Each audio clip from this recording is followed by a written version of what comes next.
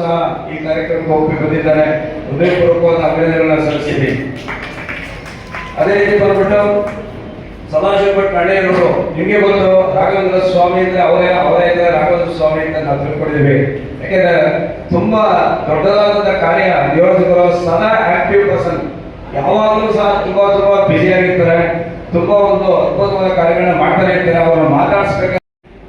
ಅಖಿಲ ಭಾರತೀಯ ಬ್ರಾಹ್ಮಣ ಮಹಾಸಂಘ ಒಂದು ರಾಷ್ಟ್ರೀಯ ಸಂಘ. ಈಗಾಗಲೇ ಇದರ ಬಗ್ಗೆ ಹೆಚ್ಚಿನ ಮಾಹಿತಿಯನ್ನು ಪ್ರಾಸ್ತಾವಿಕ ಭಾಷಣದಲ್ಲಿ ನಮ್ಮ ಶ್ರೀಮತಿ ಭಾರದ್ವಾಜ್ ಅವರು ಮತ್ತು ನಮ್ಮ ರಾಜ್ಯ ಕಾರ್ಯದರ್ಶಿಗಳಾದ ವಿಶ್ವನಾಥ್ ಅವರು ನಮಗೆಲ್ಲ ತಿಳಿಸಿದ್ದಾರೆ.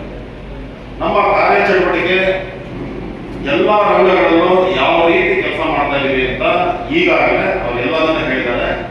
ನಮ್ಮ ಯಾವುದೇ ಹೆಚ್ಚಿನ ಸಮಯವನ್ನು ನಾವು ಕೊಡೋದಿಲ್ಲ. ಆದರೂ ನಾನು ಕೆಲವು ವಿಚಾರಗಳನ್ನ ನಾನು ತಿಳಿಸಬೇಕಾಗಿದೆ ಇಲ್ಲಿ.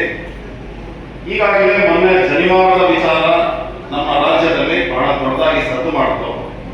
ಬಹಳ ಅಮಾನವೀಯ ರೀತಿಯಲ್ಲಿ ಜನರು ದುರುದ್ದೇಶದಿಂದ ಬ್ರಾಹ್ಮಣರನ್ನ ಯಾವ ರೀತಿ ನಮಗೆ ಅವಮಾನ ಮಾಡಬಹುದು ಅನ್ನೋ ರೀತಿಯಲ್ಲಿ ಒಂದು ಕಾರ್ಯತಂತ್ರದಲ್ಲಿ ಈಗ ತೊಡಗಿದ್ದಾರೆ.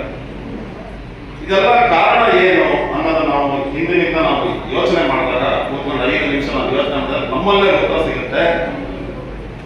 ಇವತ್ತು ಈ ದೇಶದ ಪರಿಸ್ಥಿತಿ ಇವತ್ತು ಅಂತಂದ್ರೆ ಕಳೆದ ಒಂದು 50-60 ವರ್ಷಗಳ ದೇಶದಲ್ಲಿರುವಂತಹ ಸಾಮಾಜಿಕ ಪರಿಸ್ಥಿತಿಯಿಂದ, ರಾಜಕೀಯ ಪರಿಸ್ಥಿತಿಯಿಂದ